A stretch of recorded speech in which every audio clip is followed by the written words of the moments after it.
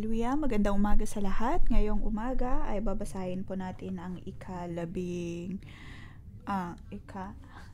na pitong kabanata ng mga awit at ang magbabahagi ng salita ay si Pastor Kitho.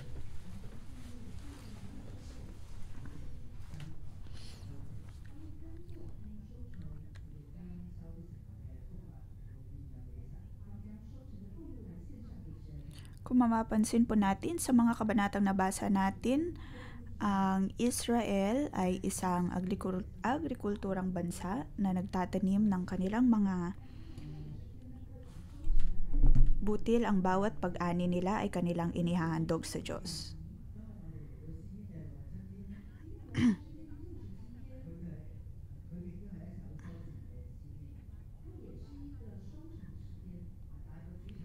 Ang chapter na ito, ang chapter 67, ay tungkol pa rin sa pag-aani, ngunit ang focus o ang tema nito ay hindi tungkol sa ani. Bibigyan po natin ito ng pamagat,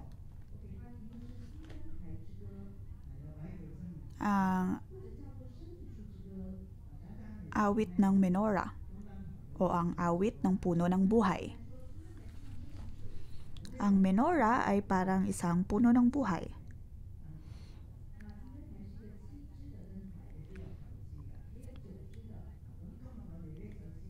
May 7 lampara sa isang menorah.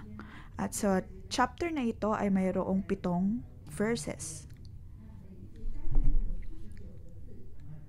Lahat-lahat ay mayroong 49 na mga salita o mga salitang Hebreyo.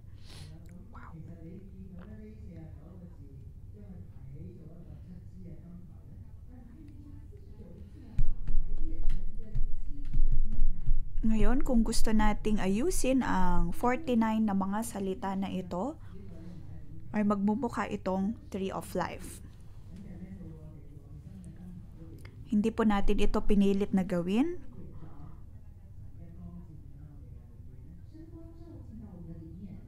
Ngunit kung ang menorah sa ating puso ay magliliwanag din ang salita ng Diyos. At ating mauunawaan na ang chapter na ito, ang chapter 67, ay ang awit ng menorah.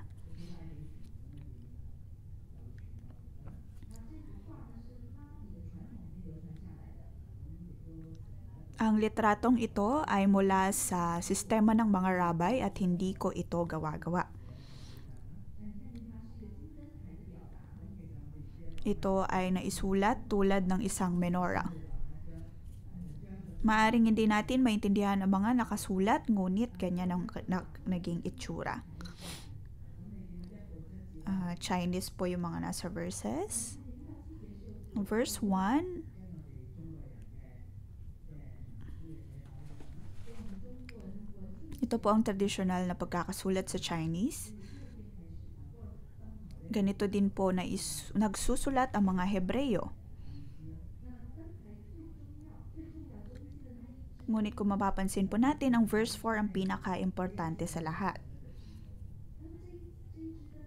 Mayroong 11 mga salita o 11 titik para sa verse 4. Naway purihin ka ng mga nilikha pagkat matuwid kang humatol sa madla, ikaw ang patnubay ng lahat ng bansa. Selah.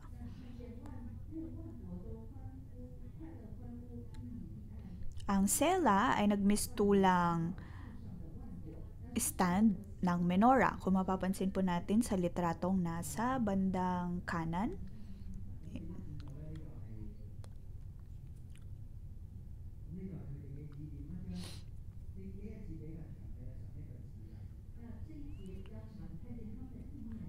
Ang verse 4 ay ang pinakamahaba na mayroong 11 mga bersikulo. Dahil ito ay mahaba, ay nagbukhang stand o naging dulo ang salitang Selah sa verse 4. Verse 4 ang pinakamahabang bersikulo. Ang verse 1 at 7 ay mayroong 7 mga salita, tig-7 salita. Sa verse 2 at 3, 5 and 6 naman ay mayroong tig-aanim na mga salita. 7 plus 6 plus 6 plus 11 plus 6 plus 6 plus 7.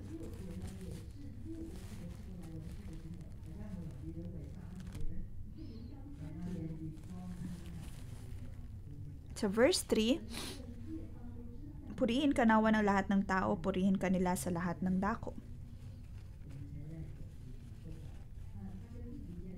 Ito'y pareho sa verse 5 na inulit lang din ang mga sinasabi. Verse 3 at 5 ay parallel o magkatulad. At ang verse 2 at verse 6 naman ay magkatulad. Pareho ding may tiga-anim na mga bersikulo. Ngunit maaaring sa Chinese o kaya sa English na translation ay hindi pareho. Ngunit sa salitang Hebreyo ay 6 salita ang nagamit.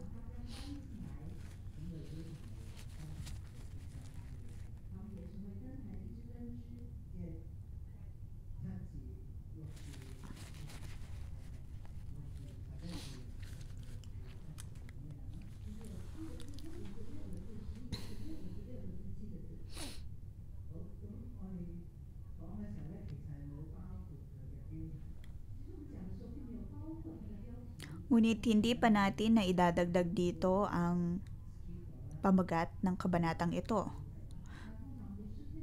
Kung mababasa po natin ang mga awit ay madalas hindi po natin isinasama ang pamagat ng awit.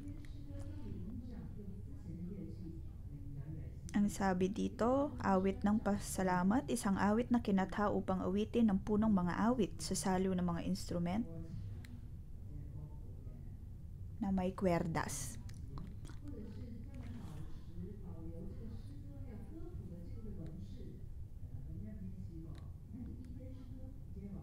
Awit. Ibig sabihin, ito ay hindi awit na isinulat ni David. Ito ay awit ng mga Levita. Dahil ang punong mga awit ay isang Levita, maaaring pari o kaya ay Levita. So verse 1, O Diyos, pagpalain kami't kahabagan, kami Panginooy iyong kaawaan. Selah.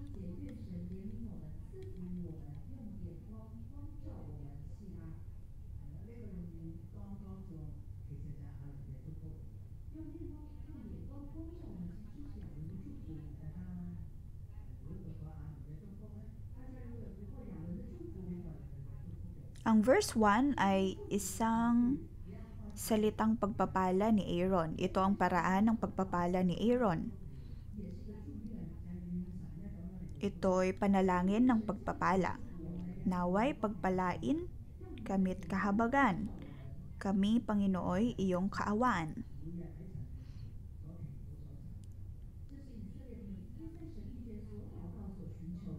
Ito ang nais na matanggap ng mga Israelita araw-araw, na ang bawat araw ay nagsisimula sa pagpapala, ang bawat araw ay nagsisimula sa pagpapala na nagmumura sa pari.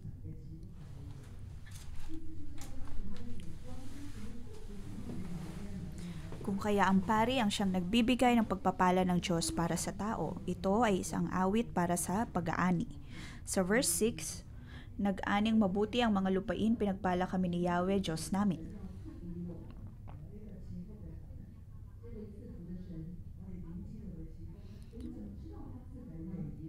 Ang Diyos na ito ng pagpapala, paano natin malalaman kung tayo ay pinagpapala?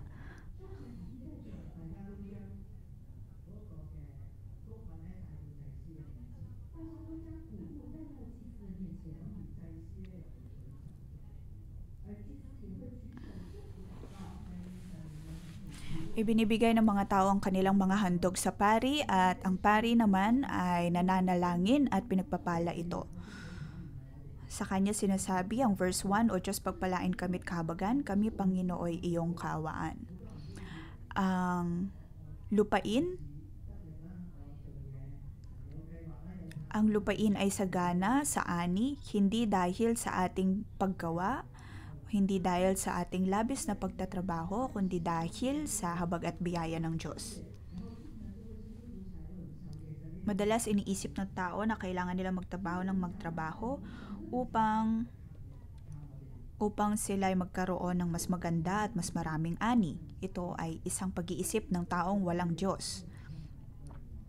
Pinapaniwalaan natin ang sarili nating mga plano at sariling paraan. Ngunit dahil dito ay nagkakaroon ng mga aksidente o kaya ay problema sa ating buhay. Ngunit ano nga ba ang isang tunay na pagpapala?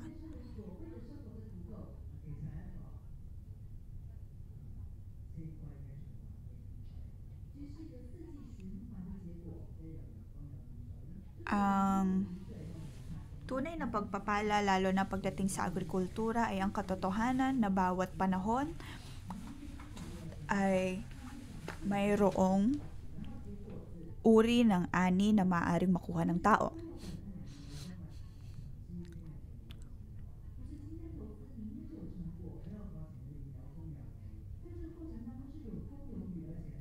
Pagdating sa agrikultura, kung tayo ay magtatanim ngayon, ay kailangan pa ng mahabang panahon upang makita ang ating ani. Naroon ang pagkilos ng hangin o kaya ng araw. At kinakailangan natin na pangalagaan maging ang lupain upang maging mataba pa rin ito. Ang pagkakaroon ng kasaganaan sa ani ay pagpapala na mula sa Diyos.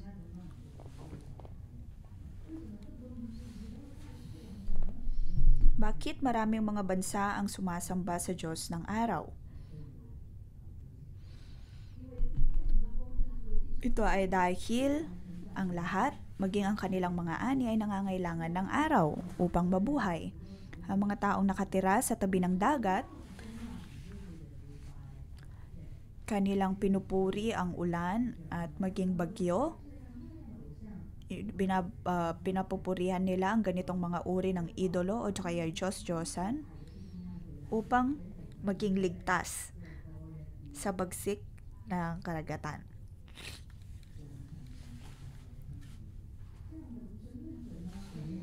Kumpara sa mga taong walang Diyos, ay mayroong mga taong naniniwala naman sa mga Diyos-Diyosan, ngunit sila'y nagpupuri sa maling mga Diyos. At di tulad ng mga Israelita, ang mga Israelita ay hindi nagpupuri sa Diyos ng araw.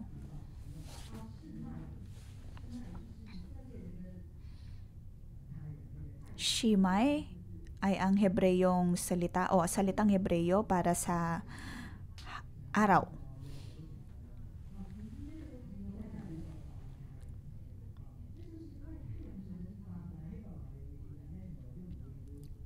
Mayroong lugar o mayroong punto sa lugar na iyon kung saan ang tipanan ng Diyos ay napunta sa lugar na iyon.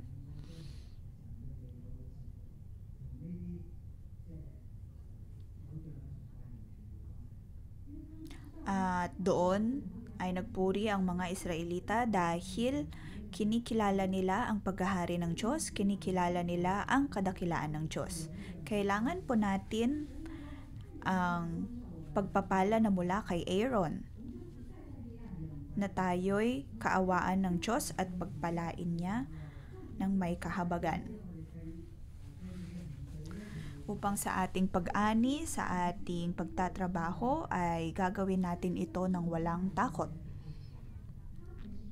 Pinakamahalaga sa ating lahat ay ang papurihan ang Diyos. Na ang lupain ay hindi para tayo magtrabaho ng magtrabaho dahil ang mga lupaing ito ay para tayo ay pagpalain. Ang pinakamahalaga sa lahat, pinakapangunahing punto ay ang ating pagpupuri sa Diyos.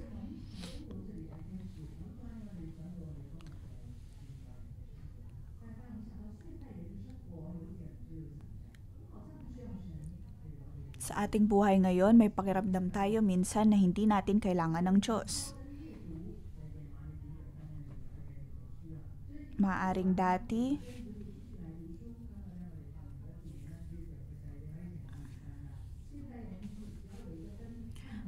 dati ay kailangang magbasa ng tao sa gabi. Kung kailangan magbasa ng gabi, Tuwing gabi ay kailangan ng lampara, ngunit sa panahon natin ngayon ay mag-on lamang tayo ng ilaw gamit ang kuryente at tayo ay makapagbibigay na o kaya ay makapagbabasa na.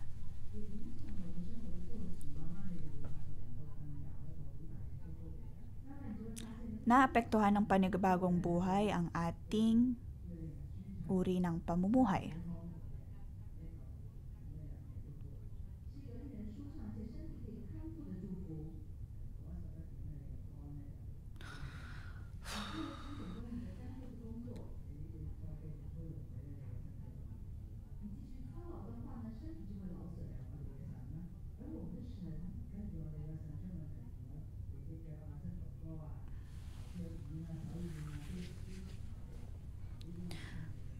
Pagdating sa ating kalusugan, matapos ang ilang oras ay maaaring titigil na ang ating mga kalamnan sa paggawa. At dahil sa labis na pagtatrabaho, ay magkakaroon ng problema ang ating katawan. Ngunit kailangan nating tandaan na ang ating katawan, ang bawat nating kalamnan, ang bawat lamang loob natin ay ginawa ng Diyos. Dinisenyo ito ng Panginoon.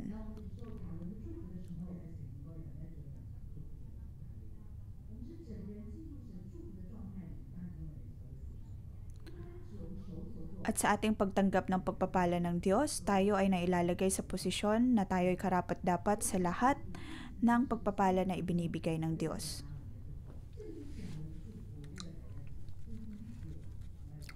Verse 1. Sunod. It's in Chinese. Makikita po natin ang bilog na itsura at ang pinakapangunahing mensahe ay nasa verse 4. Naway purihin ka ng mga nilikha pagkat matuwid kang humatol sa madla, ikaw ang patnubay ng lahat ng bansa. At sunod na bilog ay verse 3 at 5. Tungkol po ito sa mga tao at sa lahat ng nilalang na magpupuri sa Diyos. Sunod na bilog na nasa labas ay verse 1 and 2, 6 at 7.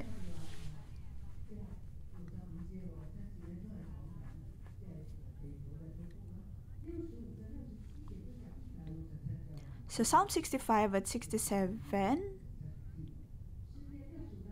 Psalm 65 hanggang 67, ang mga ito ay tungkol sa pag-aani.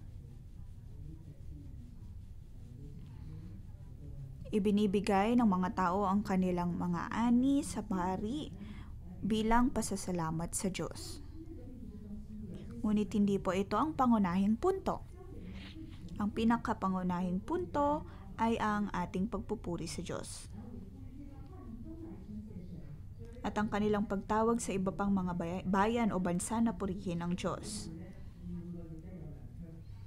Ibig sabihin, ang mga ani na mayroon ng tao ay unang hakbang pa lamang. Parang sa ating buhay, tayo ay tumatanggap ng sahod, ngunit hindi ito ang pinakapangunahing punto ng ating buhay.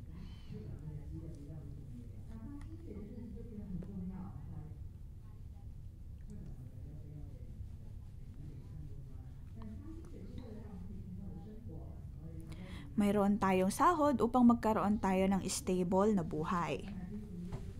Ating ibinibigay ang ating ikapu at pasasalamat para sa Diyos. Ngunit hindi ito ang pinaka-importante sa lahat. Ang pinakamahalaga pa rin ay ang pamumuhay ng ayon sa kalooban ng Diyos at ang magpasalamat sa Kanya, papurihan siya. Kailangan nating kilalanin na ang lahat ay mula sa Panginoon, ang lahat ng pagpapala ay mula sa Kanya. Hindi dahil magaling tayo, magaling ang ating mga kamay, o kaya'y tayo'y matalino, kung kaya tayo nakakaani o kaya'y napagpapala. Dahil ang lahat ng ito ay mawawala lang din. Anong ibig sabihin ng pagkakaroon ng masayang buhay? Ito ay ang pagkakaroon ng kasapatan sa buhay, o kung sa usapang agrikultura, ay hindi mahirap ang magkaroon ng kasaganaan. Paano natin ito maiugnay sa Panginoon? Maaaring mayroon tayong magandang buhay, mayroon kasapatan sa lahat, tingin mo ba ikaw ay makukontento? Hindi rin. Ang mga ito ay mga pangunahing pangangailangan lamang. Ano pa rin ang pinakamahalaga sa lahat? Ay ang magkaroon ng sorpresa araw-araw. Sa ating araw-araw na buhay, sa ating ordinaryong buhay, ay mayroong mga sorpresa na siyang nagpapatingkad ng ating buhay.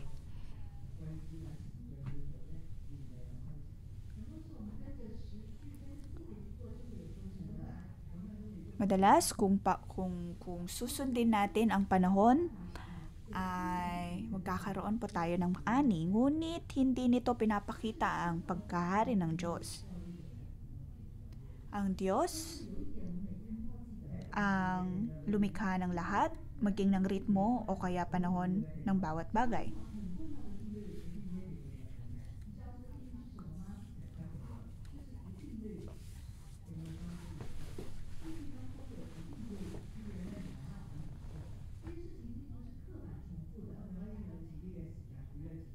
Ngunit isang katotohanan na dapat po nating matandaan ay ang kahit saan mang punto ng buhay ay magkakaroon pa rin ng irregularidad.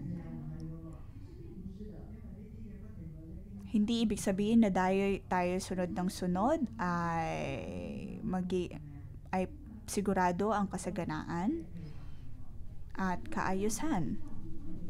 May mga pagkakataon na may mga bagay na nangyayari sa ating buhay na labas sa ating tunay na plano. Ngunit kailangan nating tandaan na ang Diyos ang pinakamataas at pinakamakapangyarihan sa lahat. Hindi lamang siya nakatuon sa kaayusan o sa tamang panuntunan, dahil Diyos din siya na hinahayaang magkaroon ng irregularidad sa isang bagay.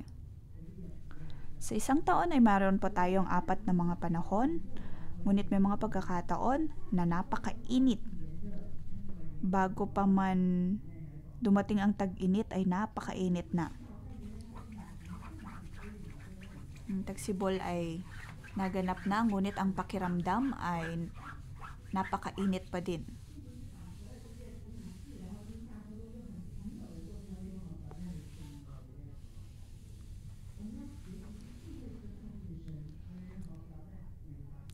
Sa lahat ng mga pagbabagong ito, kailangan po nating purihin at unawain ang kadakilaan ng Diyos. Na kahit pa sa mga kaguluhang ito o kalituhang ito ay nananatili pa rin ang paghahari ng Diyos. Kailangan nating maging bukas pagdating sa mga pagbabago. Tayong lahat ay natututo. Paano natin haharapin ang mga irregularidad na ito sa ating mga buhay?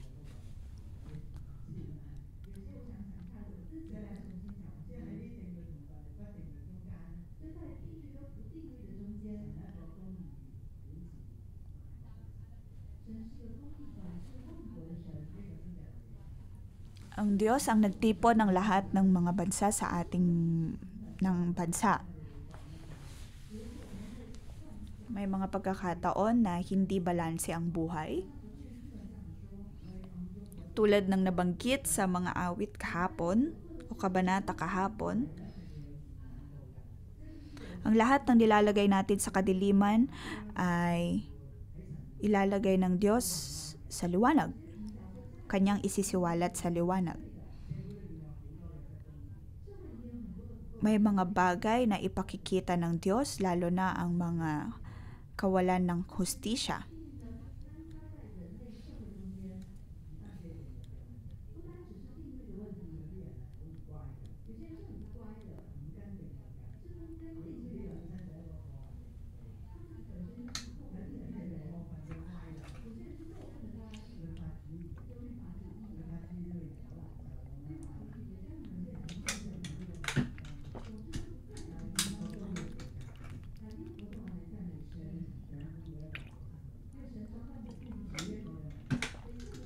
Ang Diyos ang naghahari sa ating mga buhay.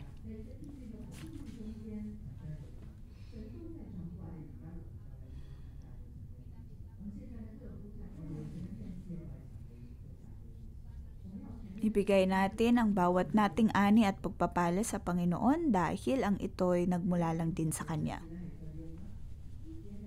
Verse 1, verse 7. Ang dalawang ito ay pagpapala ni Aaron. Tayo ay patuloy na pagpapalain ng Diyos. Hindi lamang po tayo,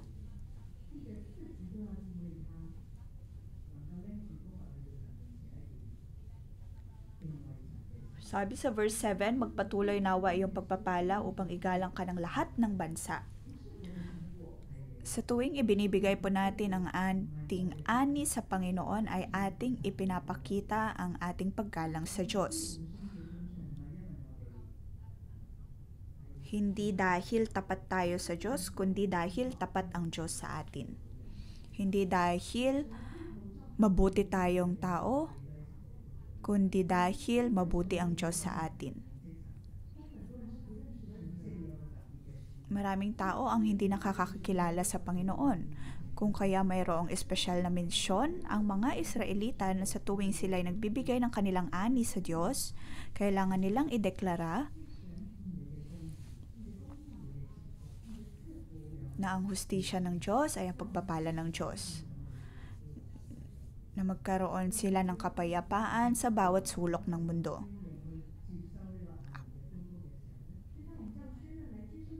Sa ating pagtanggap ng pagpapala na ito, o pagpapala ni Aaron na ito ay nangangahulugan na ating kinatatakutan ng Diyos o kaya tayo ay may banal na takot sa Diyos.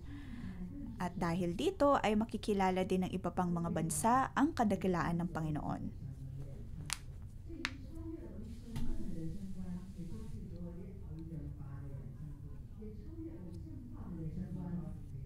Ito ay mas mataas pa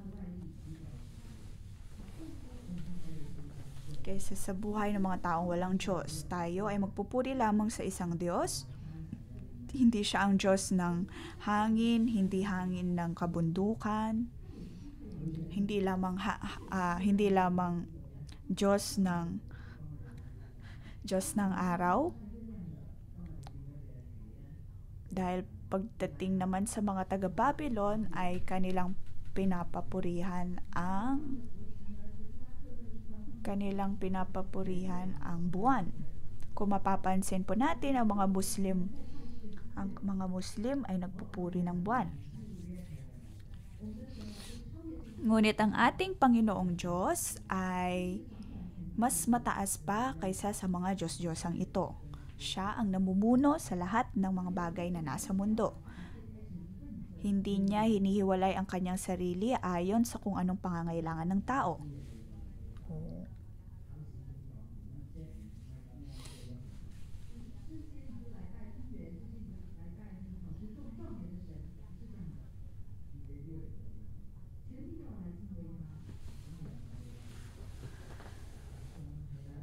Igagalang siya at pupurihin siya ng lahat ng bansa. Verse 1 at 2 at 6 at 7. Verse 1.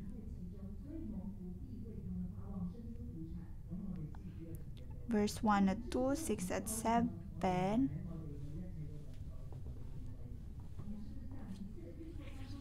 Atin po bang kinatatakutan ang Diyos pagdating sa ating mga ginagawa? O kaya tayo ay namumuhay ng ayon sa kalooban ng Diyos? Alam ng mga Israelita na kailangan nila magkaroon ng banal na takot sa Diyos. Ngunit nauunawaan ba ito ng lahat ng mga taga-Israel? Sa kasaysayan ng Israel ay napag-aralan po natin na hindi nila napanatili ang pagkakaroon ng banal na takot sa Diyos.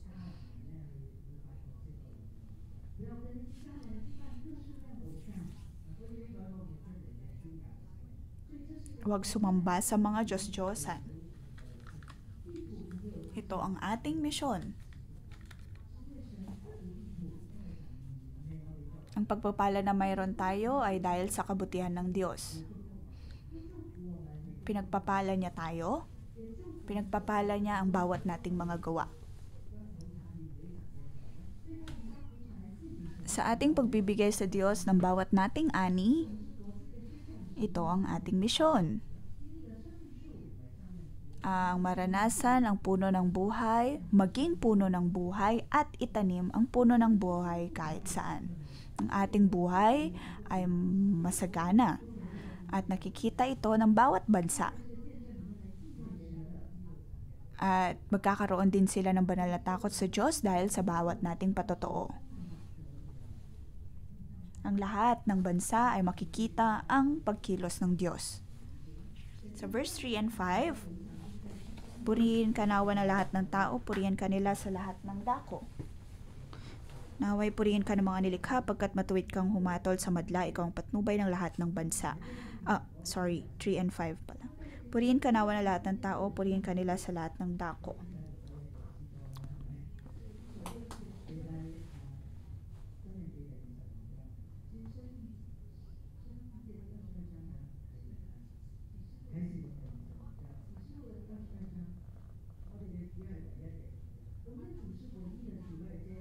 Ang Diyos ay ang ating nag-iisang Diyos. Kanyang ipinapangako na kanyang ibabalik ang ating buhay at pagpapalain ang bawat bansa. Ang lahat ng ito ay mapapangyari sa ating pagiging puno ng buhay. Ang ating buhay ay mapapalawig. Ang bawat bansa ay makikilala nila ang Diyos.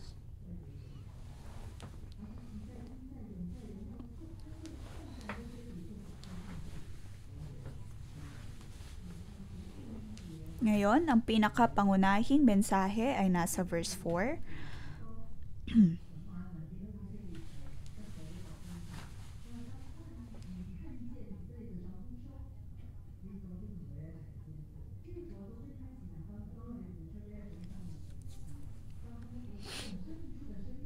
Naway purihin ka ng mga nilikha pagkat matuwid kang humatol sa madla, ikaw ang patnubay ng lahat ng bansa.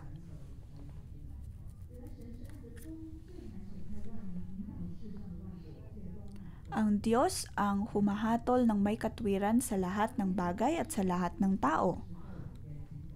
Sa tuwing tinatalikuran ng bansa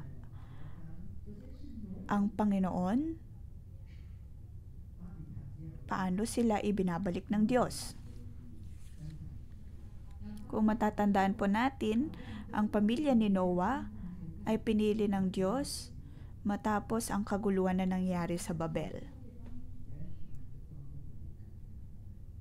Paano muling sinalba ng Diyos ang kanyang mga nilikha? Yun ay sa pamamagitan ni Abraham. Kanyang pinagpala si Abraham. Ito ay upang mapagpala rin ang bawat bansa. Ito ang paraan ng Diyos upang tayo ay makabalik sa Kanya.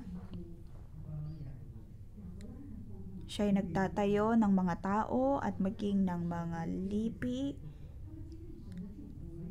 upang magkaroon ng banal na takot sa Diyos. Kanilang nararanasan ang pagpapala na mula sa Panginoon.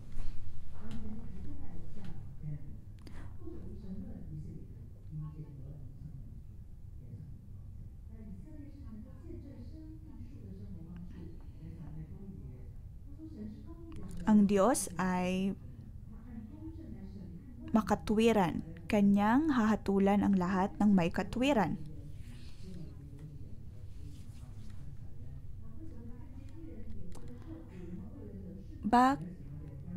Ako ay napapatanong minsan bakit ang mga makatwiran ay nahihirapan samantalang ang mga masasamang tao naman ay tila patuloy na napagpapala. May mga taong naghihirap hindi dahil sila makatwiran.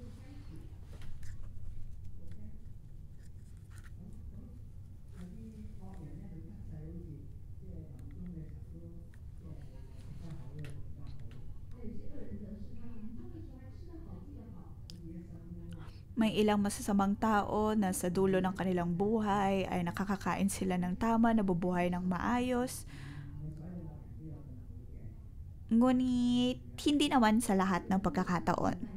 Hindi lahat ng masasamang tao ay may maayos na buhay. Dahil sa dulo pa rin ng lahat ay paparusahan ng Diyos ang lahat ng masasama.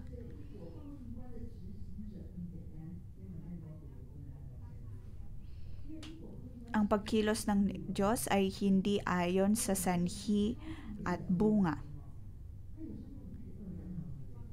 Ang paraan o ang pag-iisip ng ayon sa sanhi at bunga ay gawa-gawa ng ating komunidad, ngunit ang paghahari ng Diyos o ang pag-iisip ng Diyos ay mas mataas pa kaysa sa ganitong ideya.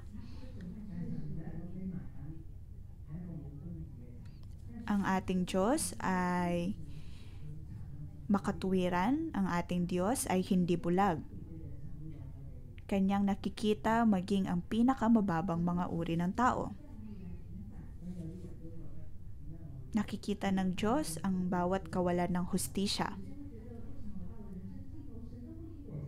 May mga ilang tao na pakiramdam nila ay pinabayaan na sila ng Diyos, ngunit tandaan natin na ang Diyos ay nakatingin sa atin.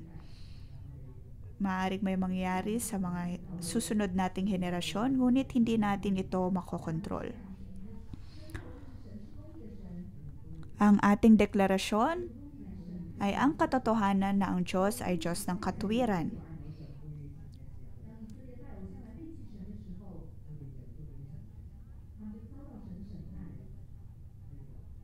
Kung matatandaan po natin, ang mga Israelita ay pinarusahan ng Diyos nang sila'y sumamba sa mga Diyos-Diyosan.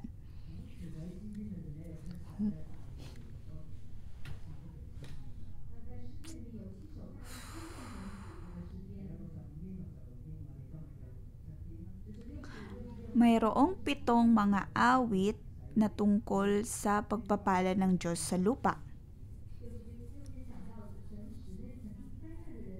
Yun po ay makikita natin sa chapter 65, 9-13, 66, 12-14, at 67, verse 6.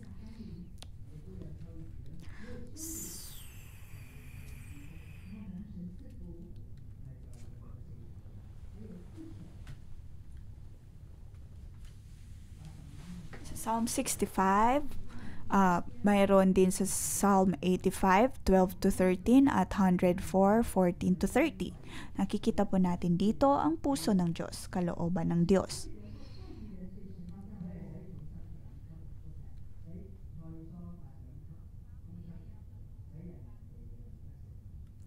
Psalm 104, verse 14.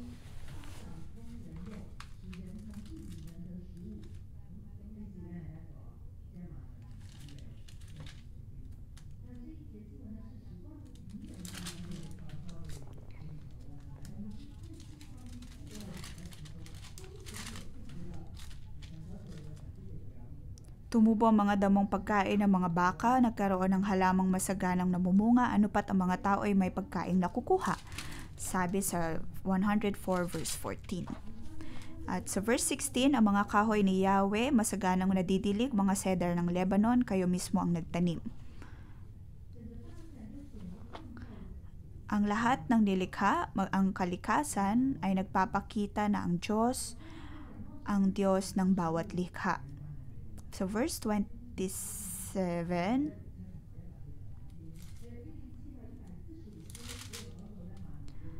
so Psalm 107, 35-38 at 145, 15-16.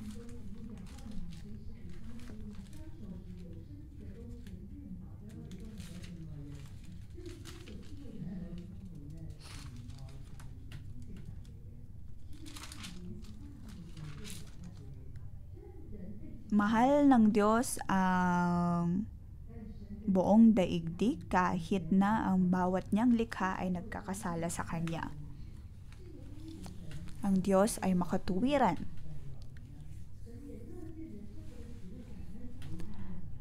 Nais niya na magkaroon tayo ng magandang buhay, masayang buhay at masaganang buhay. Masaya ang Diyos sa tuwing ang kanyang mga anak ay nagpupuri at sumasayaw para sa kanya. Ang Diyos ay mas simple kaysa sa atin. Kung tayo masaya, ay masaya din ang Diyos.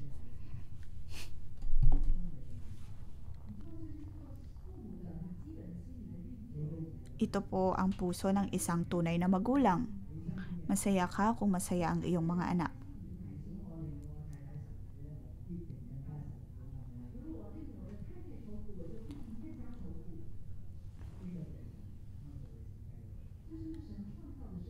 Ito ang pagkakalikha ng Diyos sa lahat.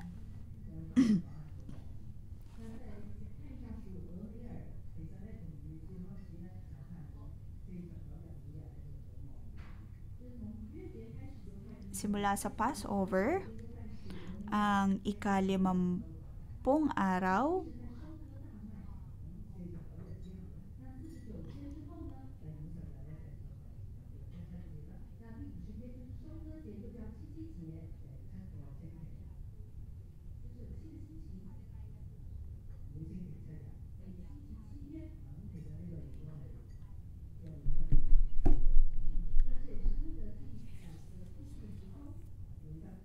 ito po ay nasa parehong panahon nang nabanggit o nangyari ang istorya ni Ruth.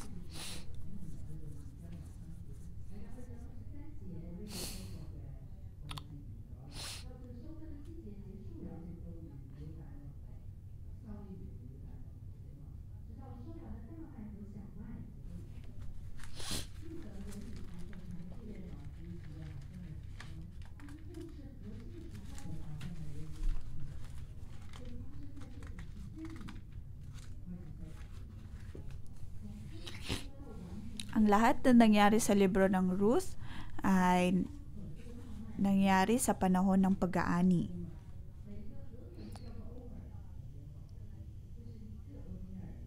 Ang bawat tali ay isang omer. Matapos ng bawat pag-ani, ay makikita po natin dito ang bilang ng pagpapala ng omer.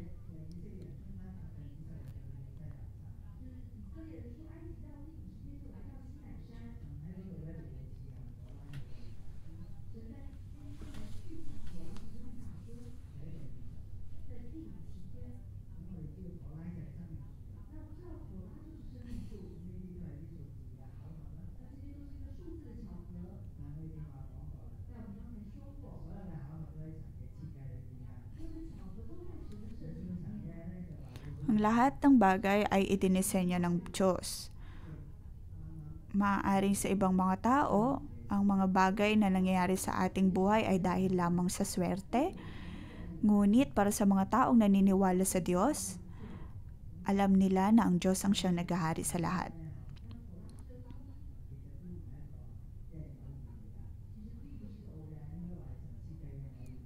Sa atin ngayon, hindi swertehan lamang ang pagkakaroon ng numerical value na 611 ang Torah.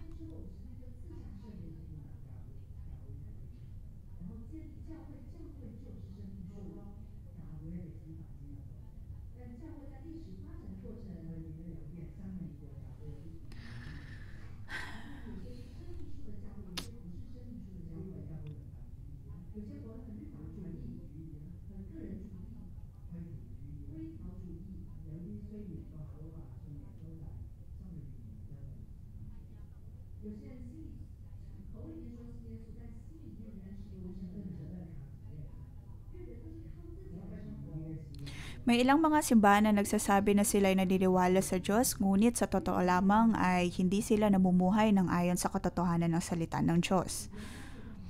Hindi nila isinasabuhay ang prinsipyo ng puno ng buhay.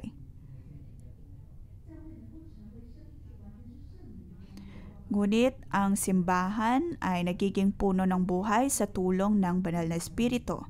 Kung kaya sa tuwing pinapaliwanag natin ang menorah, ang ating buhay man din ay nagliliwanag, ang buhay sa atin ay nagliliwanag at ang banal na espiritu ang siyang tumutulong sa atin upang maging puno ng buhay. Nagiging mas mabuti tayong tao, natatanggal ang bawat kadiliman, kung kaya naman dapat araw-araw ay pinapaliwanag natin ang menorah sa ating buhay at hinahayaang maghari ang banal na espiritu sa atin upang tayo man din ay makapamuhay ng ayon sa puno ng buhay.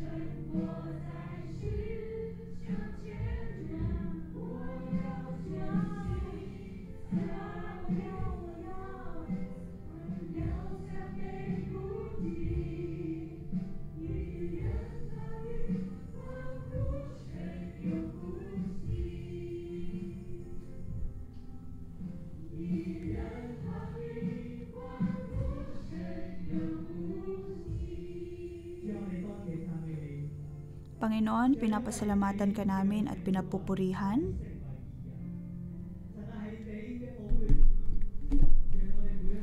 sa pamamagitan ng iyong dugo, kami ay iyong niligtas.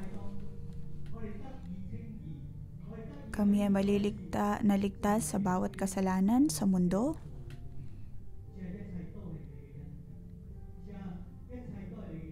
Lahat ng ito ay dahil sa iyong habag at biyaya.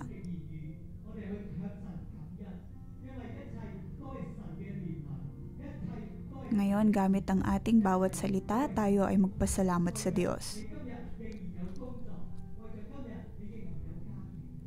Pasalamatan natin siya na tayo ay nakakapagtrabaho pa, mayroon tayong mga pamilya, tayo ay nakakapunta sa simbahan. Ating ipagpasalamat ang kabutihan ng Panginoon.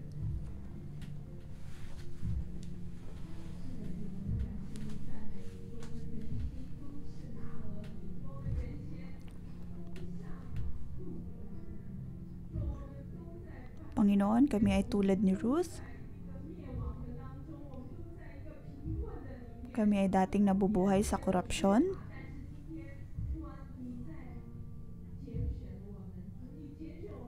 Kami ay may kasalatan sa mga bagay, ngunit kami ay iyong pinili. Ngunit ngayong araw, kami ay makapagpupuri sa iyo. Dahil sa iyo, kami ay nagpapasalamat. Ikaw ay aming pinupuri.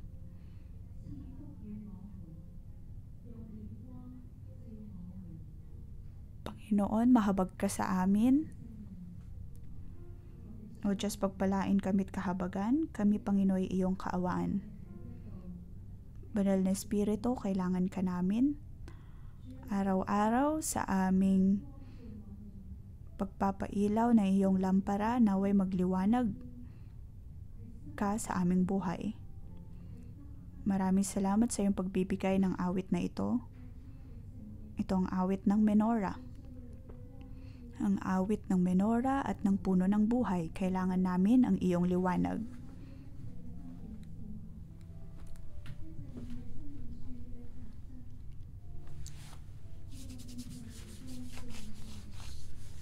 Naway tanggalin mo ang bawat dungis na hindi ayon sa hindi ayon sa puno ng buhay.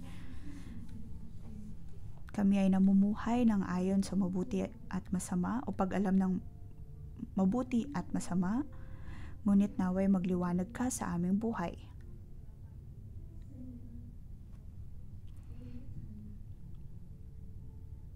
Banal na Espiritu, naway siyasatin mo ang aming puso at tanggalin ang bawat kadiliman sa amin. Buksan mo ang aming mga puso, ang aming espiritu. Banal na Espiritu, pakalinisan mo kami at magliwanag ka sa amin.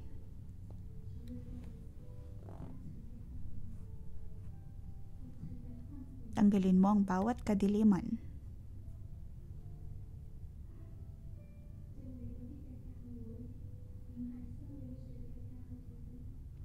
Tulad ng ilang mga simbahan na nabubuhay o hindi nabubuhay ng ayon sa puno ng buhay, punong-puno ng legalismo,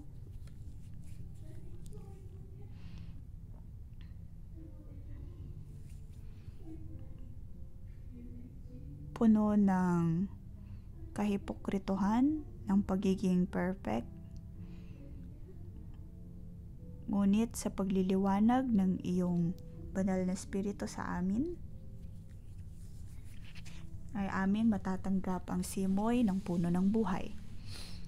Panginoon, naway tulungan mo kami.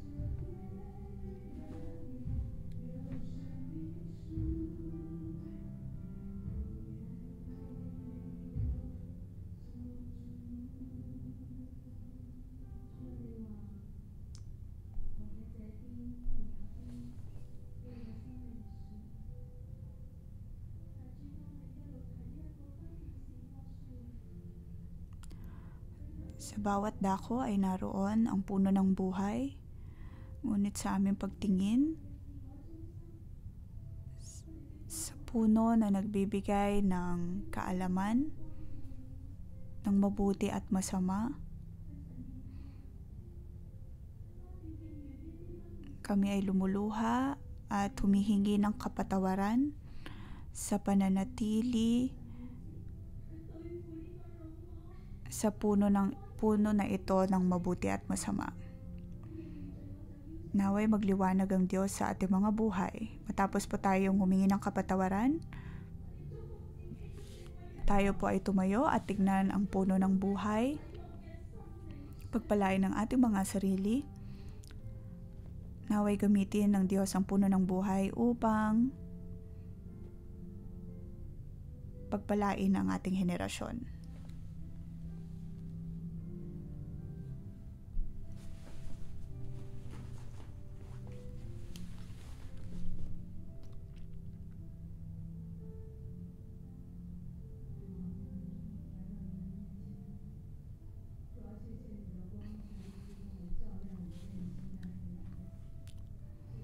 Panginoon, maraming salamat sa iyong liwanag na nagtatanggal ng aming kadiliman.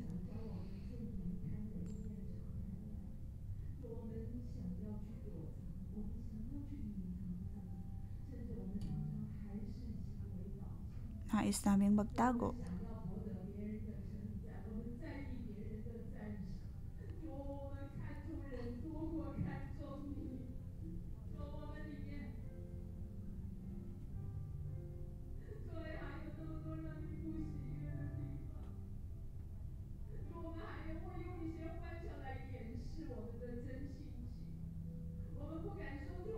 Aming tinatago ang aming tunay na sarili.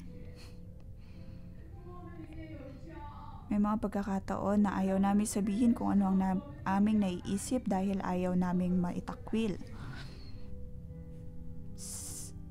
Sa tuwing mababa ang aming tingin sa aming mga sarili, kami ay nagtatago at nagpapanggap.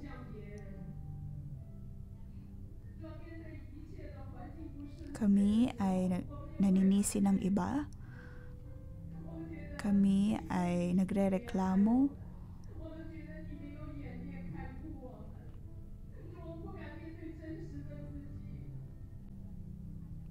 May mga pagkakataon na sinasabi namin hindi nagliliwanag ang iyong buhay sa amin. Panginoon, patawad kung hindi namin maunawaan ang iyong pag-ibig para sa amin.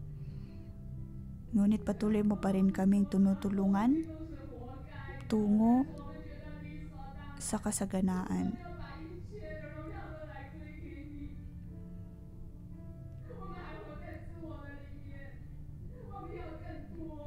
Hindi ka namin binibigyan ng papuri dahil ang nais namin ay tumanggap pa ng mas marami.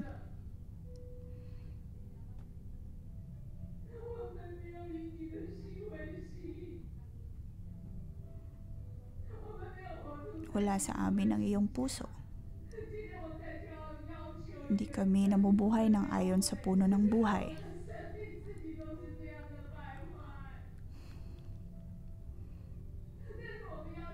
Gusto namin ng puno ng buhay na uri ng simbahan, ngunit ang sarili naming mga buhay ay hindi maayos.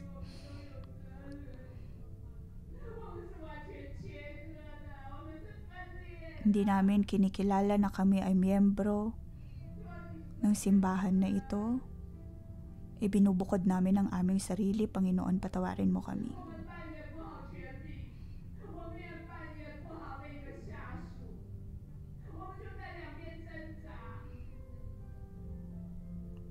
Hindi kami mabuting otoridad at hindi rin kami mabuting tagasunod.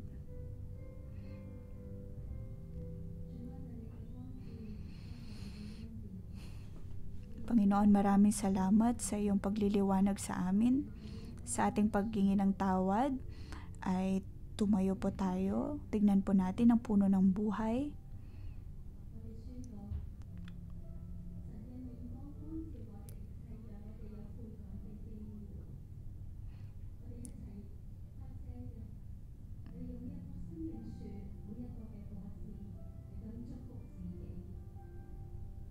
humingi tayo ng kapatawaran sa Diyos at ideklara natin ang pagpapala ng Diyos sa ating buhay.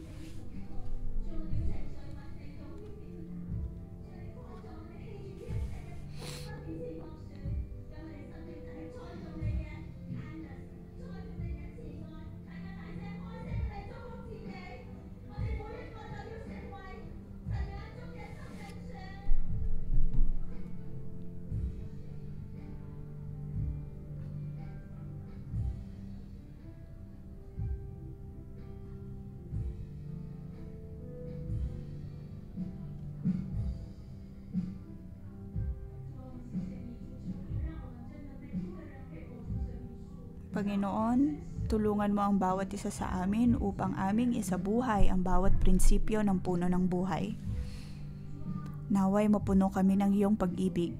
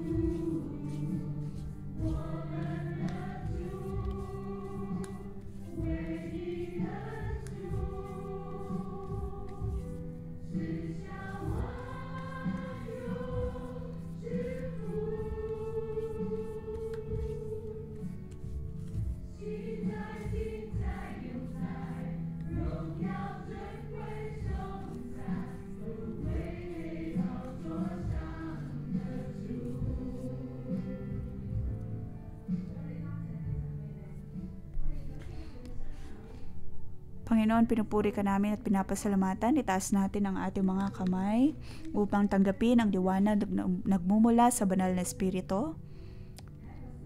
Naway ang buhay natin ay matulad sa menorah at maging puno ng buhay.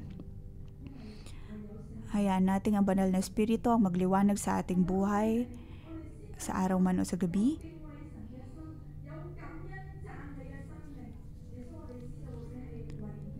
Sa tulong ng Panginoon, na tayo ay magkakaroon ng mapagpasalamat na buhay. Panginoon, Ikaw lamang ang Diyos sa aming buhay. Ikaw ang Diyos sa buong mundo. Sa aming pagtataas ng aming kamay ay amin pong tinatanggap ang iyong liwanag. Ang aming buhay ay magiging tulad ng menorah. Iyong paliwanagin ang aming buhay sa aming pamilya, sa Hong Kong, kami ay iyong tinawag.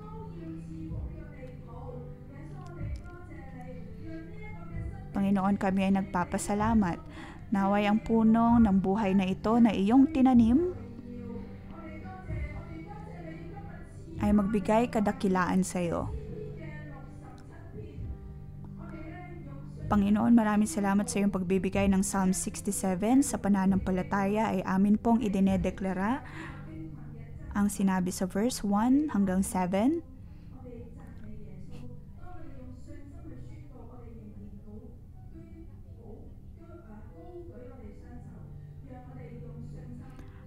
Amin pong itinataas ang aming mga kamay at aming idinedeklara ang verse 1 to 7. Itaas po natin ang ating mga kamay at ideklara ang mga bersikulong ito sa inyong sariling mga salita.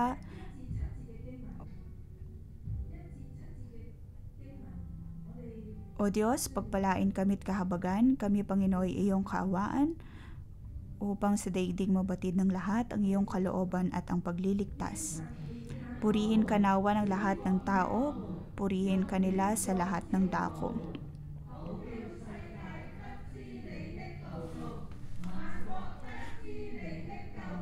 Purihin ka nawa ng lahat ng tao, purihin ka nila sa lahat ng dako. Naway purihin ka ng mga nilikha, pagkat matuwid kang humatol sa madla, ikaw ang patnubay ng lahat ng bansa. Purihin ka nawa ng lahat ng tao, purihin ka nila sa lahat ng dako. Nag-aning mabuti mga lupain, pinagpala kami ni Yahweh, Diyos namin, magpatuloy nawa, iyong pagpapala upang igalang ka ng lahat ng bansa.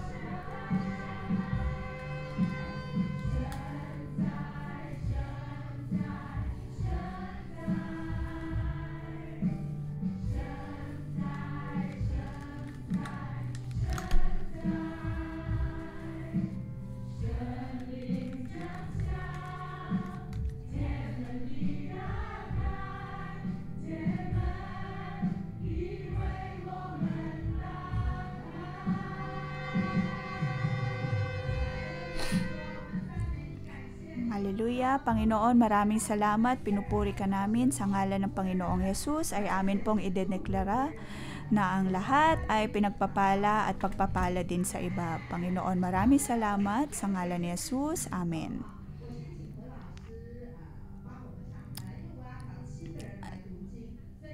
Tayo po ay gagawa ng prophetic act.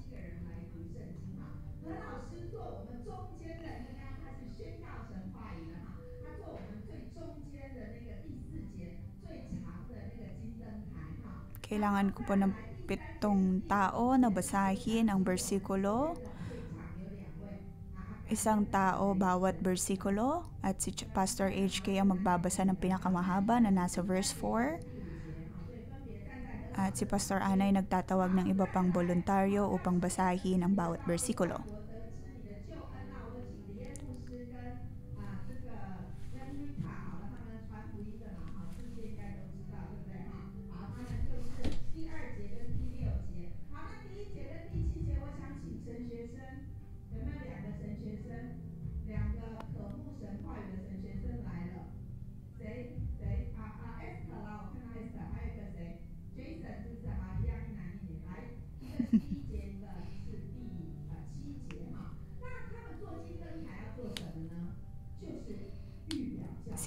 Sila po ang menorah, sila ang kinatawan ng ating simbahan sa ating pagdedeklara ng salita ng Diyos, ang liwanag ng Diyos ang siyang maghahari sa ating simbahan. Ang kanyang liwanag ang maghahari sa buong iglesia.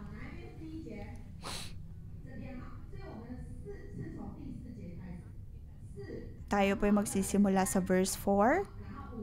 Sunod ang verse 3, 5, 2, 6, at 1, 7. Kaya magsimula po tayo sa 4, 3, 5, 2, 6, 1, 7. Amen. Amen. Tayo po ay tumayo at tanggapin ang pagpapala ng Diyos. Tayo ang sisidlan ng Diyos upang pagpalain ang buong mundo. Naway ang salita ng Diyos ay lumago.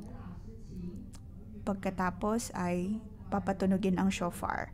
Verse 4, naway purihin ka ng mga nilikha pagkat matuwid kang humatol sa madla, ikaw ang patnuboy ng lahat ng bansa. 3, purihin ka nawa ng lahat ng tao, purihin ka nila sa lahat ng dako. 5, purihin ka nawa ng lahat ng tao, purihin ka nila sa lahat ng dako.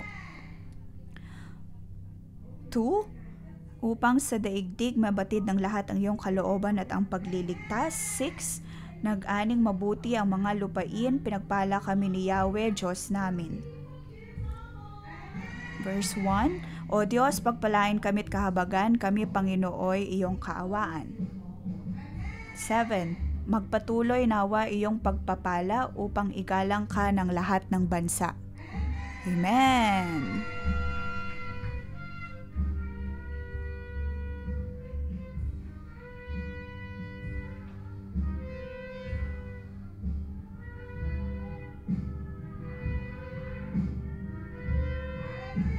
Hallelujah.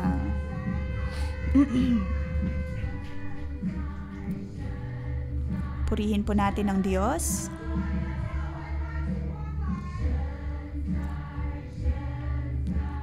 Ang iyong simbahan ay nagliliwanag. Ang lahat ng tao ay pupurihin ka.